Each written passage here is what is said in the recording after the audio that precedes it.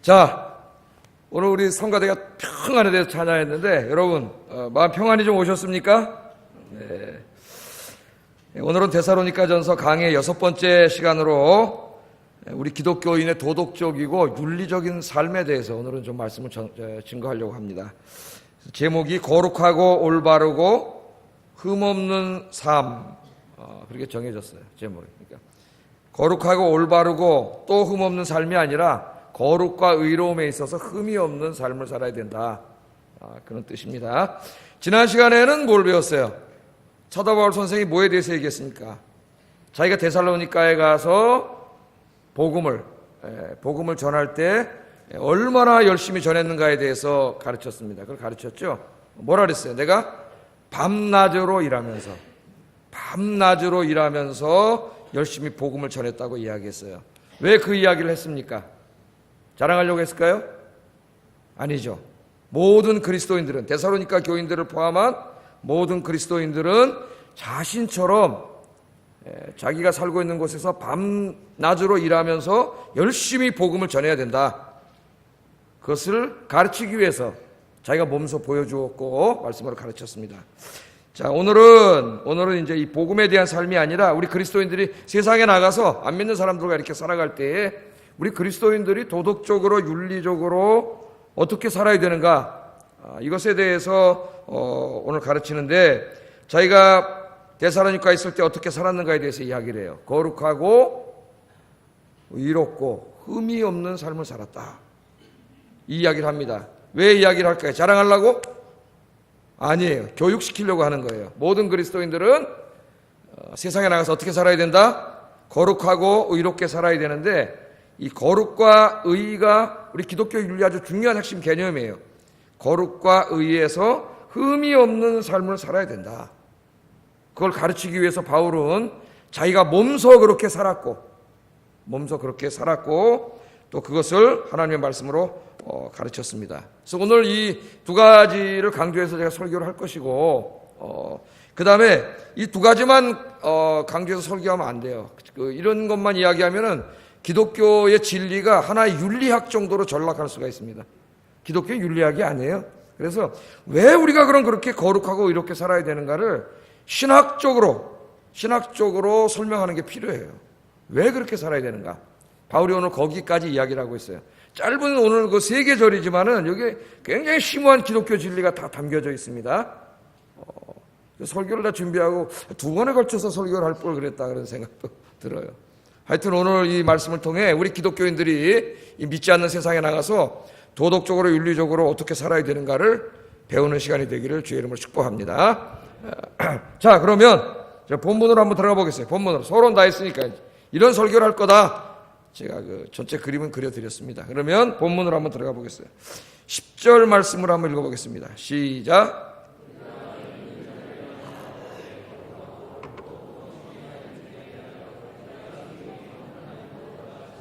아멘. 우리가 너희 믿는 자들을 향하여 어떻게 거룩하고, 그러니까 얼마나 거룩하고 말이죠.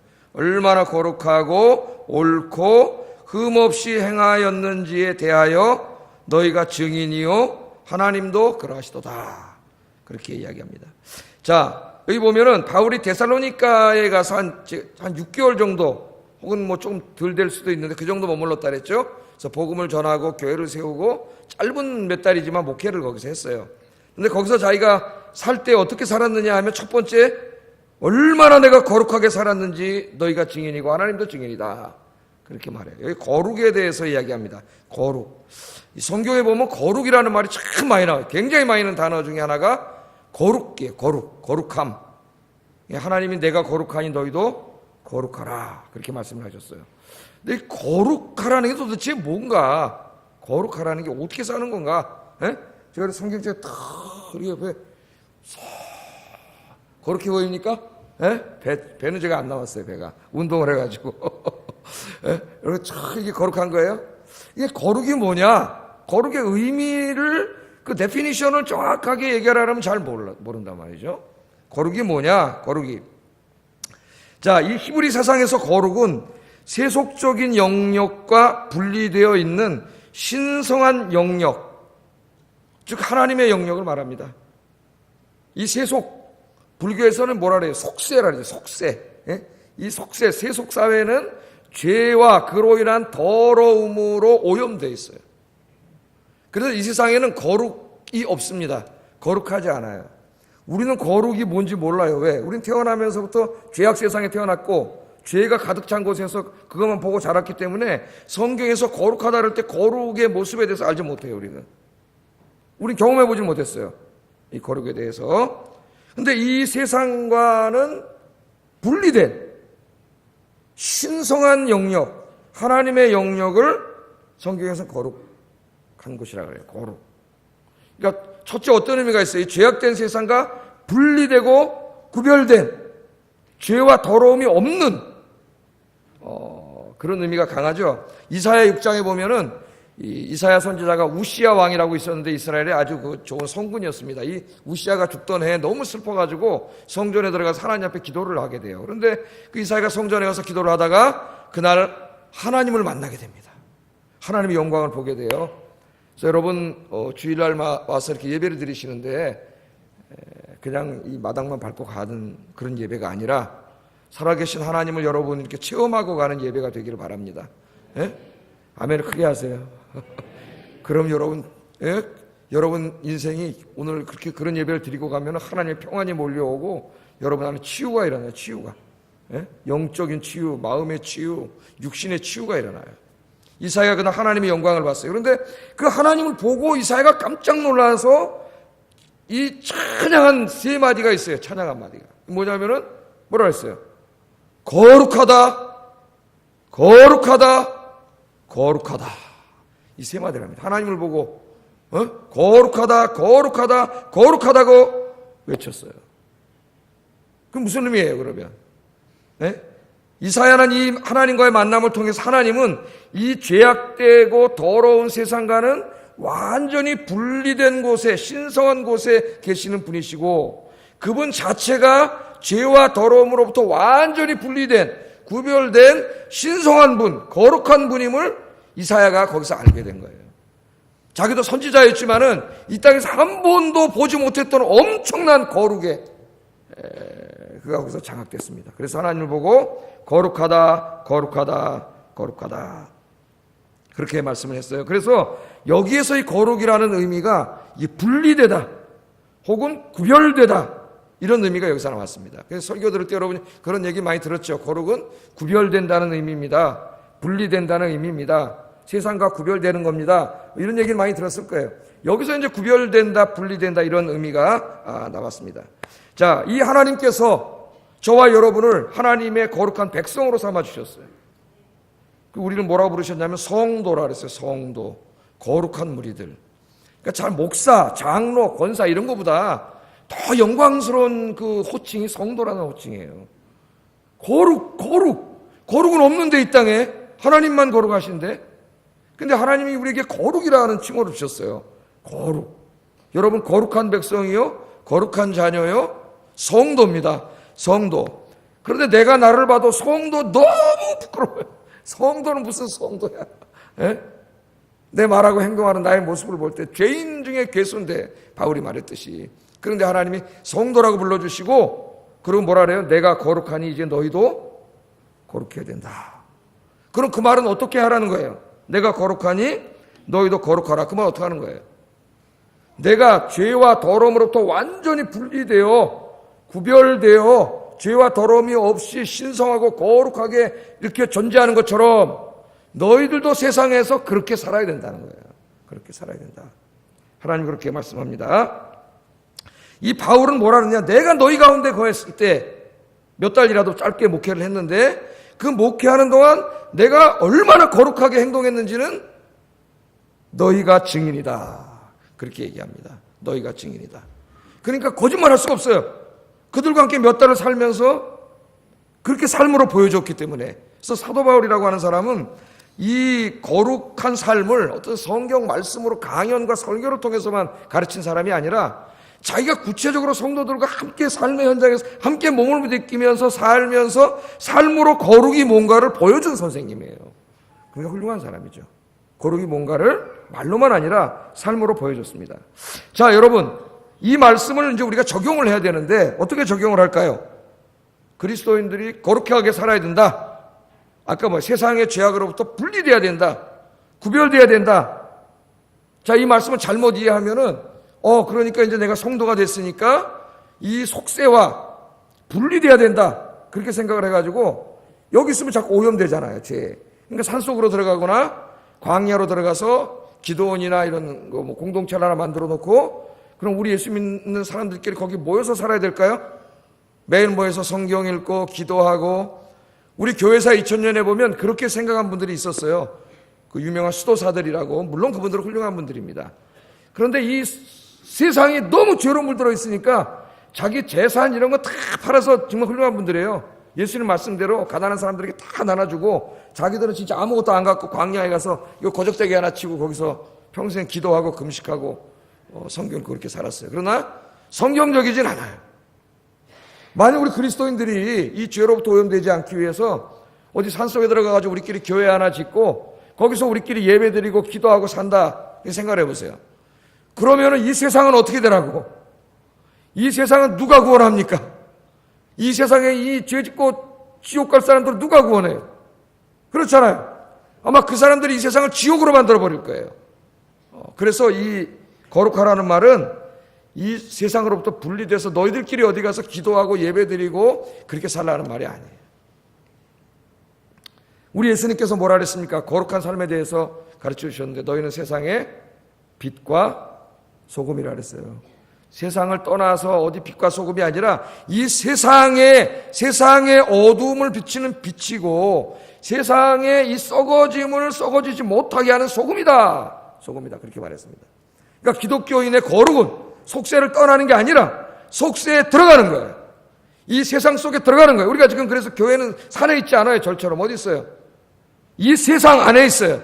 죄악된 세상 안에 있고 그리스도인들도 그 세상으로 나가서 직장 생활을 하고 함께 살아가는 거예요. 그러나 거기에서 어떻게 하라는 거예요? 거기에서 죄로부터 분리되고 구별되라는 거예요. 그래서 하나님처럼 신성하게 거룩하게 살아라. 말씀대로 살아라. 오늘 거룩하게 살라는 말씀은 그런 말씀입니다. 최근 우리 사회에 이 성추행이나 혹은 성폭행 사실을 용기 있게 고발하는 이 미투 운동이 사회 전반으로 확산되고 있습니다. 이 거룩하라는 말씀 가운데 이 상극에 있는 말씀이 이 성적인 추악함이에요. 추악함. 이 의미가 가장 강해요.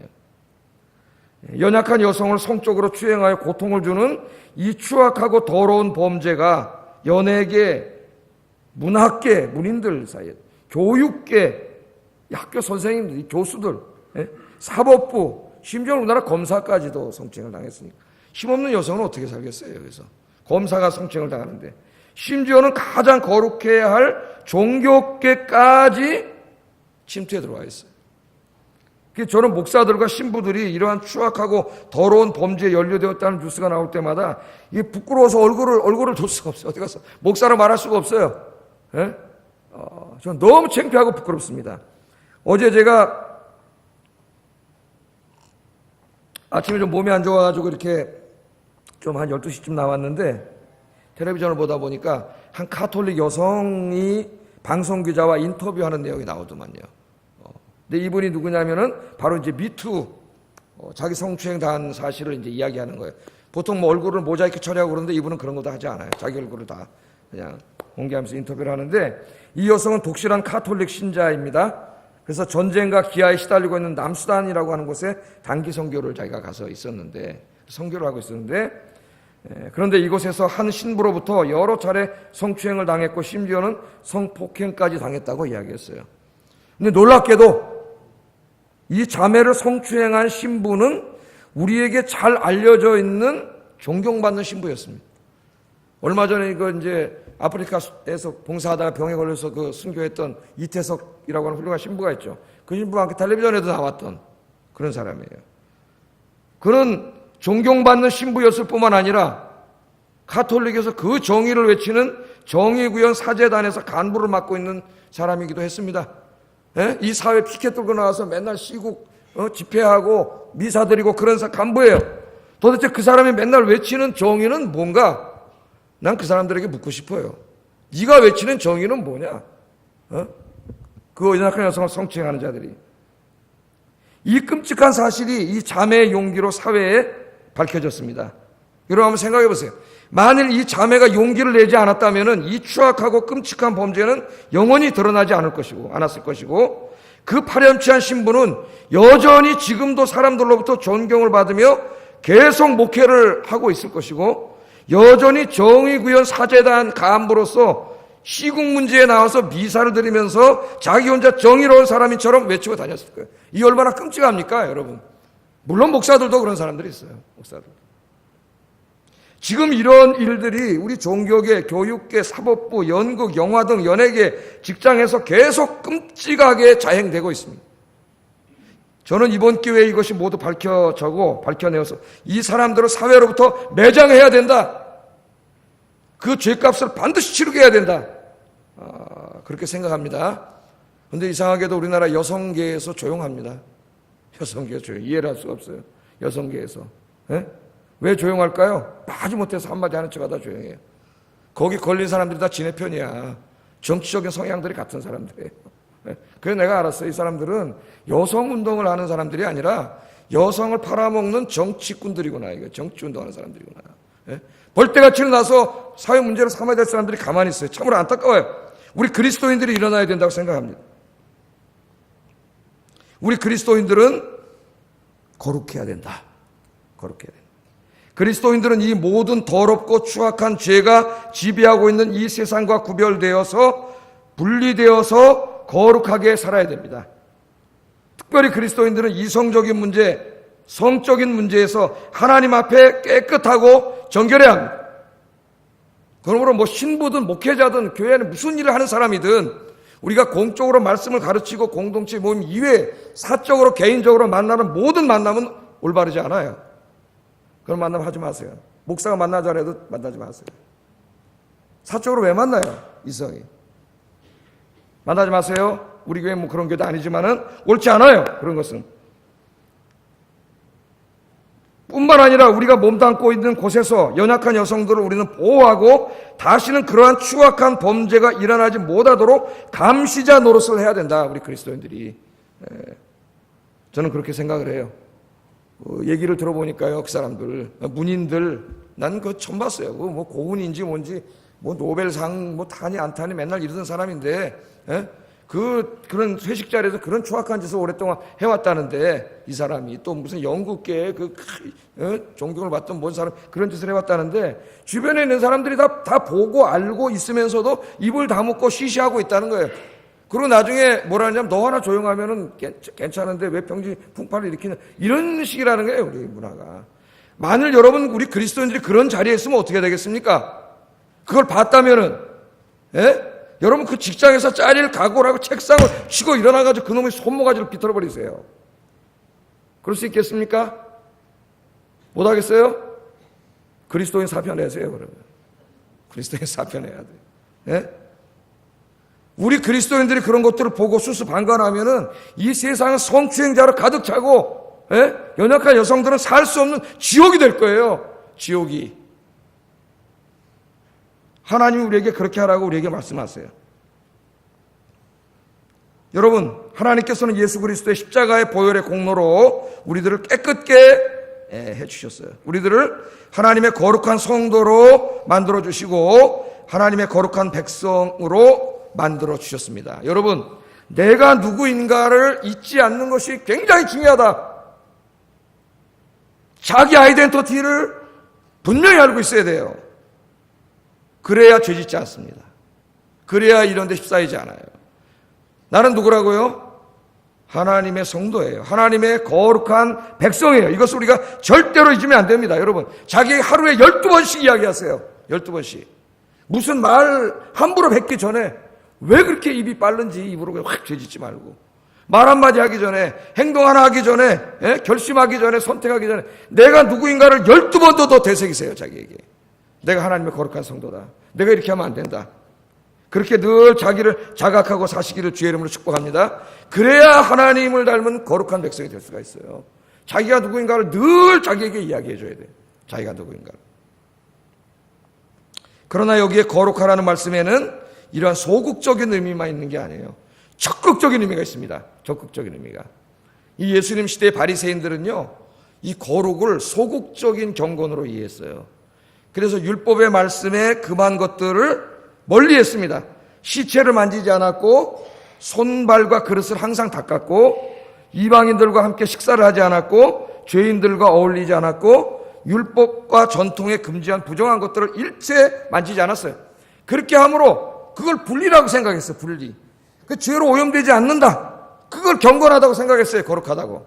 그런데 우리 예수님께서 오셔가지고 정반대 행동을 하십니다. 예수님은 바리새인들이 부정하다고 여긴 걸 다 만지셨어요. 죽은 자도 만지고, 그죠? 혈류병 여인도 만지고, 죄인들과 식사하고, 이방인들과 함께 식사하고, 예수님께서 그렇게 하셨어요. 그런데 놀라운 일이 벌어집니다. 예수님이 부정한 것을 만지셨을 때 부정한 것에 의해서 예수님이 부정해진 게 아니에요. 거꾸로 예수님 안에 있는 엄청난 거룩이 예수님 손을 통해 나가가지고 여러분 부정한 것을 거룩하게 만드셨어요. 시체를 만지니까 시체에 의해서 부정해진 게 아니라 시체가 살아나는 역사가 일어났습니다. 혈류병 걸린 여인을 만지니까 그 피에 의해서 더러워진 게 아니라 혈류병이 낫는 역사가 일어났어요. 죄인들과 이방인들과 식사를 했더니 죄인들과 이방인들에게 오염된 게 아니라 우리 예수님이 그들과 식사를 함으로 그들을 변화시켜서 새 사람으로 만드는 놀라운 역사가 일어났습니다. 할렐루야. 우리 그리스도인들의 경건은 소극적인 경건만이 아니라 그런 의미가 있지만 더욱더 적극적인 경건이다. 적극적인 경건. 그래서 여러분들이 세상에 나가서 내일부터 죄로 더러워진 사람들, 죄로 더러워진 이 세상으로 가서 여러분 예수 그리스도의 보혈의 능력으로 그것들을 만져서 거룩하게 하시는 여러분 되시기를 주의 이름으로 축복합니다. 그 성추행하는 더러운 손을 예수 그리스도의 보혈로 여러분이 만져서 그들이 거룩한 하나님의 백성으로 변화시키는 우리 아영교회 성도님들이 되시기를 주의 이름으로 축복합니다. 다음으로 사도 바울은 자신이 데살로니가에 사는 동안 올바르게 행했다고 말합니다. 내가 얼마나 올바르게 행했는가. 여기에 거룩과 올바름은 사실은 하나로 합쳐서 말해도 괜찮아요. 올바름. 올바름은 굳이 말한다면은 거짓과 불의를 행하지 않았다는 겁니다. 거짓과 불의를 행하지 않았다. 바울은 데살로니가에 있는 동안 정직하고 거짓이 없는 의로운 삶을 모범으로 보여줌으로써 그리스도인들이 자신처럼 하나님 앞에서 사람 앞에서 거짓 없이 의롭게 살기를 원했습니다. 여러분 그리스도인들은 절대로 거짓말하면 안 됩니다. 거짓이 없어야 돼요. 거짓말하고 핑계대고 이런저런 그런 사람 돼서는 안 된다. 그리스도인들은 정직해야 된다. 우리 이번에 구역장 공부할 때도 잠언 공부하면서 하나님이 싫어하는 게 7가지가 있는데 한 7가지가 있는데 그중에서 하나님 제일 싫어하는 게 뭐예요? 거짓말하는 혀라 그랬어요. 거짓말하는 혀. 요 앞에 가서는 이런 얘기하고 저 앞에 가서는 저런 얘기하고 앞에서는 웃고 뒤에 가서는 다른 얘기하고 이게 거짓말하는 자예요. 거짓말이 뭡니까? 말을 왜곡하고 축소하고 확장하고 더 덧붙이고 살붙이고 이래서 옮기고 댕기는 이게 거짓말이에요. 여러분 거짓말. 하나님 제일 싫어하는 혀예요. 그게 하나님 제일 싫어하는 거. 하지 말라 그랬어요. 그래서 여러분들 우리 그리스도인은 어디에 가든지 거짓 없이 여러분 의롭게 그렇게 살아야 돼요. 그래서 거룩과 올바름, 거룩과 의에 있어서는 흠이 없었다. 바로 흠이 없었다. 참 대단한 선언이에요. 흠이 없는 그러한 삶을 살아가기 위해 몸부림치는 여러분 되기를 주의 이름으로 축복합니다. 제가 왜 몸부림치라 그랬냐면은 쉽지 않기 때문에 기도하면서 내가 누구인가를 늘 자기에게 이야기하면서 몸부림치는 그러한 여러분 되기를 주의 이름으로 축복합니다. 자, 바울이 정말 그렇게 살았는지 어떻게 알까요? 어떻게? 저기 지금 걸린 사람들 걸리기 전까지는 다 자기 거룩한 사람이라 그랬는데 걸리기 전까지 대학 교수요, 검사요, 판사요, 무슨 훌륭한 존경하는 문인이요, 다 그랬는데요. 자기들 거룩하다 그랬는데 걸리기 전까지는 바울이 그렇게 했는지 어떻게 알아요? 바울이 두 증인을 내세워요. 증인을. 첫째는 누구예요? 증인이. 너희가 증인이요. 그래서 너희가 증인이요. 여러분 우리에게 많은 교훈을 주지 않습니까? 당장 우리가 함께 살아가는 교회 성도들 또 직장에 가면 이제 사람들을 많이 만나요. 그분들이 바로 우리의 증인이 돼야 된다. 내가 의롭고 거룩하게 살아가는 것에 대해서 그 사람들이 증인이 돼야 된다 이거예요. 그 사람들이 함께 살아가잖아요. 그 사람들에게 인정을 받아야 돼요. 그러나 그랬다고 끝나는 게 아닙니다. 바울은 뭐라 그래요?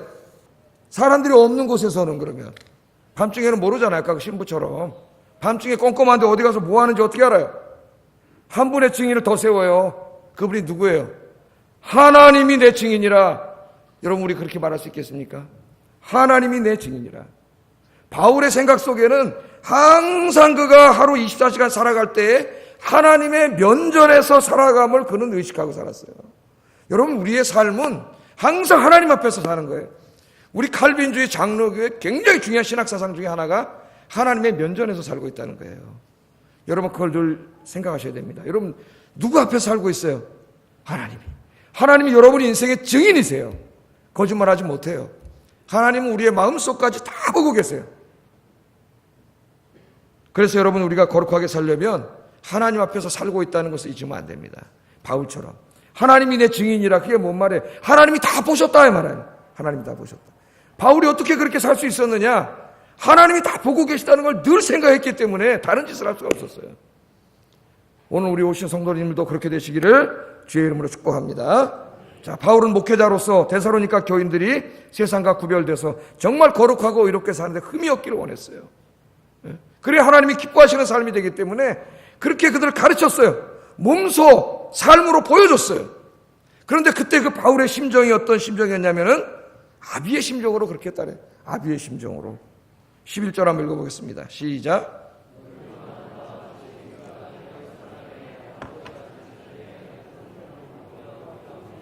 예, 너희도 아는 바와 같이 우리가 너희 각 사람에게 아버지가 자기 자녀에게 하듯 권면하고 위로하고 경계했다. 그렇게 말합니다. 그러니까 아비의 마음으로, 부모의 마음으로 목회를 했어요. 부모의 마음으로. 그래서 바울은 항상 자기가 목회하는 사람들을 사랑하는 내 자녀들아. 그런데 그 자녀들아 그 속에는 자기 어머니 뻘 되는 사람도 있어요. 아버니 뻘 되는 사람도 있고. 그런데 이것은 나이를, 인간의 이 시간적인 나이를 말하지 않아요. 내 자녀들아 그렇게 말합니다. 부모가, 아비가 자녀가 잘 되기를 바라잖아요. 자녀가 잘 되기를 바라서 얼마나 교육을 하고 훈육을 하려고 노력합니까? 엄마 아버지가. 예? 내 아이가 참 잘, 하나님 앞에 훌륭하게 자라서 쓰임받는 아이가 되게 하기 위해서 얼마나 노력하고 기도를 해요. 바로 사도 바울이 그런 마음으로 했다는 거야. 왜? 이 세상에서 가장 비이기적이고 숭고한 사랑이 부모의 사랑이에요. 부모의 사랑. 예? 우리 자식들이 잘 몰라요 그거를. 부모의 사랑에 부모만큼 자기 자식이 잘 되기를 바라는 사람이 어디 있어요? 근데 우리 애들이 자꾸 이제 어느 정도 크면 나가서 부모 말은 안 듣고 자꾸 다른 사람 말을 들으라 그래. 예? 어리석은 생각이죠. 자기를 진심으로 걱정하고 생각해서 정말 그 진심을 말해주는 사람은 부모님밖에 없어요.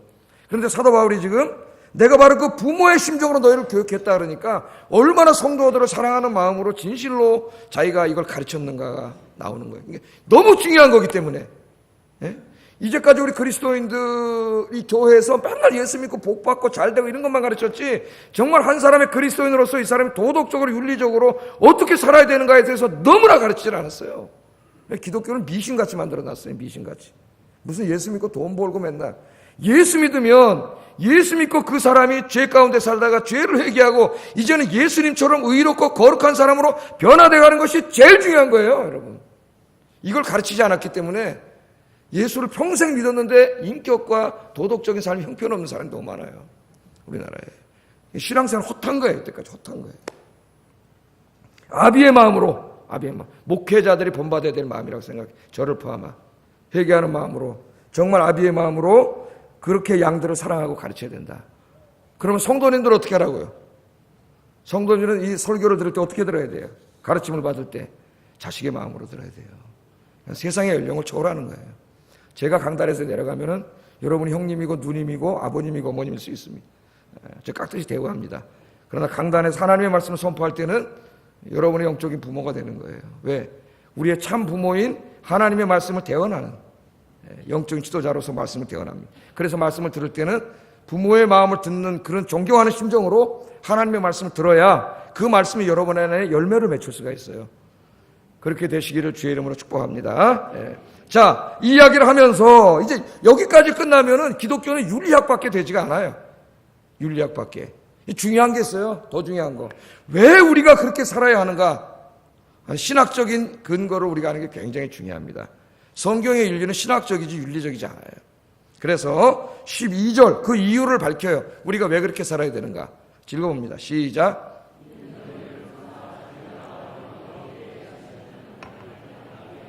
아멘. 우리가 왜 이렇게 살아야 되느냐? 그거는 너희를 부르사 자기 나라와 영광에 이르게 하시는 하나님께, 하나님 앞에 수식어가 많습니다 지금. 네? 너희를 부르신 하나님, 또 자기 나라와 영광에 이르게 하시는 하나님, 그 하나님께 합당하게 행하려 함이라. 합당하게. 그러니까 주어만 하면은 하나님께 합당하게 행하려 함이라 이렇게 되죠. 하나님의 백성으로서 마땅한 삶이다. 그것이 마땅한 삶이다. 근데 거기 두 가지 신학적인 이유가 붙어요. 하나님의 나라, 우리에게 하나님의 나라를 주실 하나님께 합당하게 사는 것이고, 또 하나는 우리에게 영광을 주실 하나님께 합당하게 사는 거예요. 이걸 한번 우리가 세부적으로 생각을 해봐야 됩니다. 자, 이 거룩하고 의로운 삶은 장차 이 땅에 이루어질 하나님 나라의 삶이에요. 하나님 나라에 합당한 삶입니다. 여기서 하나님 나라는 종말론적인 의미예요. 지금 우리는 죄와 죽음과 고통으로 인해 병들고 오염되고 파괴된 이 세상에 살고 있습니다. 원래 이게 하나님의 나라인데, 하나님이 만드신, 우리 인간이 죄로 이 세상을 다 오염시켜놨어요. 다 파괴시켜놨어요. 우리는 그런 세상 속에 살고 있어서 우리는 죄 가운데 살면서 죄 짓고, 그 다음에 죄의 대가로 죽게 되고, 지금 살면서도 고통을 당하고 그렇게 살고 있어요. 그런데 이 타락하고 파괴된 세상은 영원하지 않습니다. 이게 영원하다면 우리는 아무 소망이 없어요. 이 세상이 영원하지 않아요. 하나님이 정하신 때가 있어요. 우리 기독교의 역사가 아니고 종말론입니다. 하나님이 정하신 때가 있습니다. 언제인지 아무도 몰라요. 오늘 밤일 수도 있고 내일일 수도 있어요. 정하신 때가 되면 예수님께서 다시 영광의 몸으로 이 땅에 찾아오셔요. 그 예수님께서 찾아오실 때 이 죄악으로 병들고 죽음의 통치를 받고 있는 이 괴로운 고통의 세상을, 이 죄와 죽음과 고통이 하나도 없는 완전한 새 하늘과 새 땅으로 새롭게 창조하세요. 그 하나님이 새롭게 창조하신 새 하늘과 새 땅을 성경에서는 하나님 나라라 그래요. 하나님 나라. 마태복음에서만 특별히 천국이라 그래요. 천국. 예? 근데 천국은 자꾸 저 하늘을 연상시키기 때문에 좀 오해를 줄 수가 있어요. 하나님의 나라. 그러니까 천국은 하나님의 나라 어디 저기 죽어서 가는 나라가 아니라 하나님의 때에 이 땅에 하나님이 이루실 나라예요. 이 세상, 하나님이 창조한 이 우주예요, 우주. 하나님이 새롭게 창조하신 우주가 천국이고 하나님의 나라예요. 그러면 하나님이 이렇게 새롭게 창조하신 이 하나님의 나라에 누가 들어가 사느냐? 아무나 들어가지 않습니다. 못 들어가요. 지금 이 죄로 오염된 세상엔 누구나 다 살고 있어요. 태어나서. 그러나 하나님의 나라에는 아무나 들어갈 수 없어요. 예수 믿고 그 죄의 문제를 해결받은 사람만이, 하나님의 거룩한 성도가 된 사람만이 이 축복의 나라에 들어가서 살 수가 있습니다. 여기서 하나님과 함께 영원히 살게 되는 것을 성경에서는 영생이라 그래요. 영생. 그 의미를 잘 모르는 사람들이 많아요. 영생. 그런데 여러분 한번 생각해 보세요. 하나님의 나라는 거룩한 나라예요. 아까 거룩하다 그랬죠. 하나님이 계신 신성한 영역, 거룩해요. 거기에는 죄와 더러움이 없습니다. 거짓과 불의가 존재하지 않아요. 그러므로 거룩하지 못한 사람, 거짓과 불의를 행한 사람들은 하나님의 나라에 합당하지 않습니다. 그러므로 장차 하나님 나라에서 살게 될 하나님의 백성들은 지금 여기에서 하나님 나라 백성에 합당한, 하나님 나라에 합당한 삶을 살아가야 돼요. 거룩함을 더럽힌 사람, 의로움을 상실한 사람은 이 나라에 들어갈 수 없습니다. 마태복음 7장 21절 23절 읽어보겠습니다. 시작.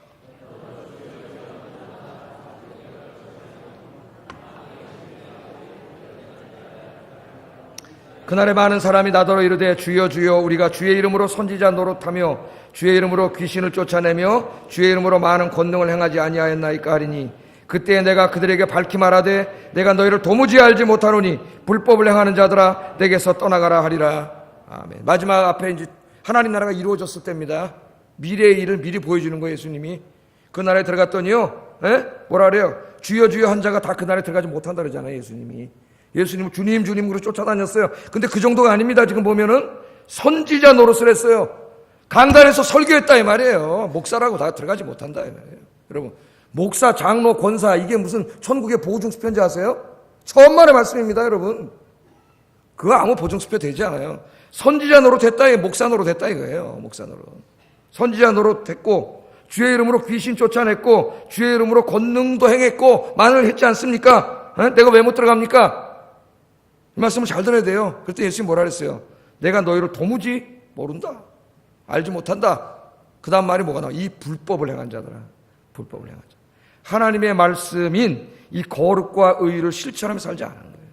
이 불법을 행한 자들아, 내가 너희를 도무지 알지 못한 내게서 떠나가라. 이런 일이 벌어진다는 거예요. 이게 두렵게 읽어야 됩니다. 우리가 이 말씀을 두렵게 읽어야 돼요. 하나님 나라는 거룩한 나라, 이거 죄가 없는 나라예요. 거룩하지 않은 사람, 불의한 사람은 하나님 나라에서 살 수 없습니다. 그러므로 이 땅에서 여러분이 거룩하게 살아야 돼요. 의롭게 살아야 돼요. 이것을 잊으면 안 됩니다. 뿐만 아니라 우리 그리스도인들은 거룩하고 의로운 삶을 통하여 이 땅에 거룩한 하나님의 나라를 만들어 가야 돼요. 그게 무슨 말이냐? 아니 목사님 아까 하나님 나라는 하나님이 만드는 거라면서요, 마지막에. 맞아요. 성경은 두 가지를 다 가르쳐요. 이 세상을 완전히 새로운 하나님의 새하늘과 새 땅으로 만드시는 분, 그분은 인간이 만들 수 없어요. 그거는 하나님만이 만드실 수 있어요. 하나님이 완성하는 거예요. 그러나 그 나라가 임하기까지 지금 우리가 해야 될 일이 뭐냐면, 성경은 또 가르치기를 우리가 그 나라를 소망하면서 그 나라를 만들어 가야 돼요. 만들어 가야 돼요. 어떻게 만들어 가요? 거룩하고 의로운 삶을 우리가 살아감으로, 이 땅의 죄악과 싸움으로, 이 더러움과 싸움으로, 주 예수 그리스도의 십자가의 보혈과 말씀과 진리로 싸움으로 이 세상을 하나님 나라로 만들어 가야 돼요. 우리가 그 일을 하지 않으면, 우리 혼자 성경만 읽고 우리 혼자 기도만 하고 그렇게 신앙생활을 하면은, 여러분 이 세상은 어떻게 되겠어요? 그 더러운 손들에 의해서 성추행 국가가 되고 이 세상은 지옥이 돼버려요. 지옥이. 불의와 악이, 거짓이, 음란이, 그런 더러운 자들이 판을 치는 지옥이 돼버려. 예? 그래서 하나님께서 주신 사명이 뭐냐? 하나님께서 그 나라를 완성하실 때까지 우리는 하나님의 손과 발이 돼가지고 열심히 신앙생활함과 동시에 여러분부터 내일부터 직장에 나가서, 학교에 가서, 여러분 있는 곳에서 이 죄와 더러움과 싸우면서 이 세상을 거룩한 하나님의 나라로 만들어가는 일에 힘써야 됩니다. 그게 아주 중요한 사명이에요. 중요한 사명. 물론 그 나라는 하나님만이 완성할 수 있지만 그때까지 우리는 싸워나가야 돼요. 그래서 이 세상이 사탄의 나라가 되는 걸 막고 우리가 의를 행하고 거룩을 실천할 때마다 그만큼 사탄의 나라는 축소되고 하나님의 나라는 확장돼가는 거예요. 확장돼가는 거예요. 이 사명을 잘 감당하는 저와 여러분 되기를 주의 이름으로 축복합니다. 또 하나,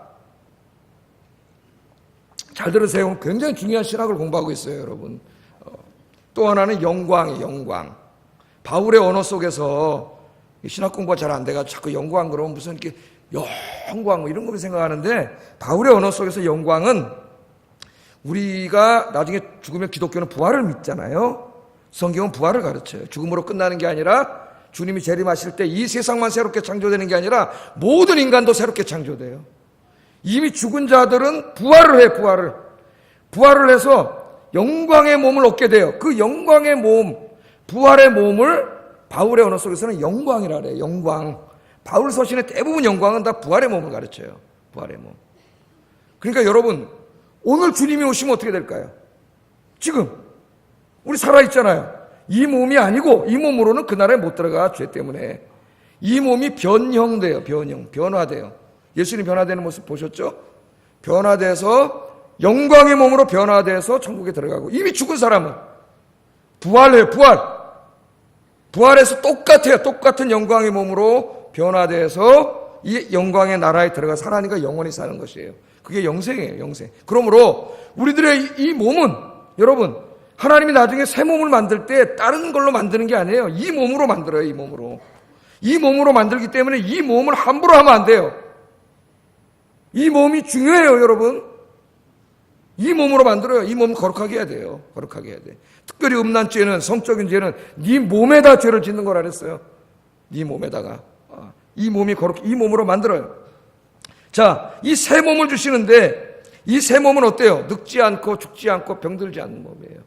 그 영광의 몸을 우리에게 주십니다. 빌립보서 한번 읽어보겠어요. 3장 21절 읽어봅니다. 시작.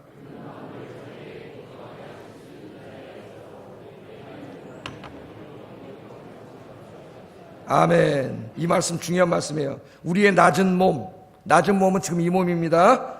죄와 죽음과 고통 속에 신음하고 있는 이 육신이 낮은 몸이에요. 낮은 몸. 이 낮은 몸을 영광의 몸으로, 영광의 몸은 죄와 죽음과 고통이 전혀 없는 신적인 몸, 부활한 몸, 영광의 몸. 그 몸은 죽지 않아요. 병들지 않아요. 시간에 제한되지 않은 영원한 몸이에요. 영원한 몸. 영광스러운 몸이에요. 그 몸을 주십니다. 우리 그리스도인들은 부활하여 모두가 이 영광의 몸을 받게 되고 하나님 나라에서 영원히 살게 돼요. 그럼 질문이 있습니다. 우리. 그러면 목사님, 지금 우리가 구원받고 죽을 때까지 살아야 되는 지금 우리의 삶은 뭡니까? 지금 우리의 삶은요, 하나님 나라하고 똑같아요. 영광의 몸을 만들어가는 과정이에요. 만들어가는 과정.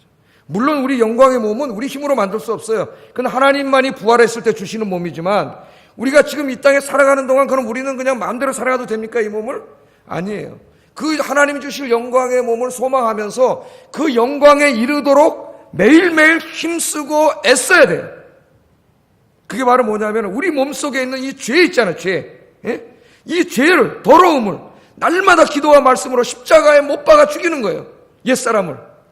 그리고 우리 안에 희미하게 남아있던 그 하나님의 거룩한 의로운 그 품성을 날마다 성장시켜가는 거예요. 성장시켜.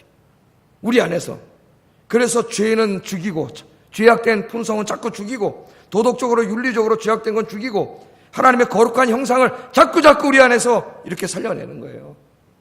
의와 거룩이 바로 그런 거예요. 우리가 그렇게 살아갈 때마다 우리 안에 죄는 자꾸 죽고 하나님을 닮은 거룩과 의가 우리 안에서 자꾸 풍성해져요. 그래서 예수를 진짜 잘 믿은 사람은 다르죠. 그 사람의 말 한마디, 행동 하나, 얼굴 표정 하나가 달라요. 예수를 잘못 믿으면 몇십 년 믿어도 소용이 없어요. 이 몸이 달라진 거예요.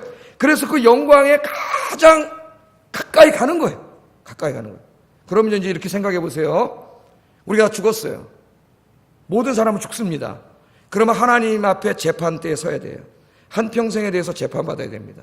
모든 사람은 재판을 받아요. 그때 하나님 앞에 선 모습이 다 똑같지 않아요. 그렇죠? 어떤 사람은 예수 믿고 이 진리를 깨달아서 정말 오늘부터 기도하면서 자기의 죄성을 날마다 죽이고 거룩과 의를 날마다 이렇게 실천하면서 살아서 나중에 그 죽을 때의 모습이 그 영광에 거의 근접할 정도로 그 신앙과 인격이 성숙한 사람이 있고, 어떤 사람은 교회는 다녔지만 엉망진창으로 살아가지고 그 신앙과 인격이 형편없는 사람이 있겠죠? 있겠어요? 없겠어요? 다 똑같지 않을 거 아니에요? 그 차이가 엄청날 거 아닙니까? 예? 차이가 엄청날 거예요. 어떤 신학자도 여기에 대해서 얘기해 본 적이 없어요. 나는 계속 묵상을 하다가 오늘 내가 조금 이야기를 하려고 해요. 예? 자, 그럼 이게 어떻게 된 겁니까? 다 하나님 영광의 몸을 주니까 똑같은 겁니까? 예? 그렇게 거룩하게 살려고, 말씀대로 살려고 몸부림친 사람과 엉망진창으로 산 사람이 다 하나님 앞에 똑같아요? 어떤 사람 똑같다 그래요. 난 말도 안 되는 소리라고 생각합니다. 그럼 그게 하나님 무슨 공의로운 하나님이에요? 예? 그게 똑같다면 엉망진창으로 산 사람하고 정말 하나님 말씀대로 순종하며 그렇게 거룩하게 산 사람하고 똑같아? 하나님 앞에? 그만 하나님, 난 불의한 하나님이라고 생각해요. 나는 하나님 앞에 섰을 때 정말 오늘 말씀대로 자기가 거룩과 의를 실천하며 살아서 그 신앙과 도덕적인 품성이 그 영광에 거의 이른 사람은 그 자체가 하나님 앞에 큰 상이다. 내가 지난번에 말씀드린 것처럼 그 자체가 하나님 앞에 면류관이에요. 그 영광의 모습을 보고 하나님과 천군 천사와 온 성도들이 그 모습을 보고 박수 쳐줄 거예요. 그 이름이 하늘의 별같이 빛날 겁니다. 그런데 어떤 사람이 와서 있네. 보니까 목사도 하고 장로도 하고 권사도 했는데 사람들이 볼 때는 저 사람 대단할 거야 이렇게 봤더니 형편이 없어 보니까 그 사람 어떻게 될까요? 구원이나 받을까요? 아까 말씀에는 구원받지도 못해요. 그러나 정말 그 사람이 예수 믿어가지고 그렇게 뭐 구원을 받는다 할지라도 사도 바울이 고린도전서 3장에 불구덩이에서 튀어나온 사람처럼 부끄러운 구원을 받으리라. 부끄러운 구원을 받으리라. 너무 부끄러워서 얼굴을 못 들 거예요 아마 거기에서. 여러분, 이 일이 반드시 이루어집니다. 반드시 이루어져요. 어떠한 삶을 살아야 되는가? 오늘 바울이 이 얘기를 하는 거예요. 우리가 하나님 나라에 들어갈 하나님의 백성으로서 그 영광의 몸을 입을 사람으로서 거기에 합당하게 살아야 된다. 합당하게 살아야 된다. 우리 아영교인들이 오늘 이 말씀을 마음에 새기고 오늘 하루부터 가장 가까운 여러분 가정에서부터 부부관계에서부터 이렇게 살아가시기를 주의 이름으로 축복합니다. 기도하겠습니다. 자, 말씀을 생각하면서 기도하겠습니다. 내가 거룩하고 의롭게 사는데 제일 중요한 것은 내가 하나님의 거룩한 나라에서 살게 될 하나님의 백성이고 영광의 몸을 입게 될 하나님의 자녀임을 늘 자각하는 거예요. 자각. 하루에도 12번씩 나에게 말하세요. 그걸 위해서 기도하세요. 두 번째, 그렇게 함으로 죄와 더러움이 가득한 세상에서 이 세상과 분리되고 구별된 하나님의 거룩한 백성으로 살게 하소서. 기도하겠습니다.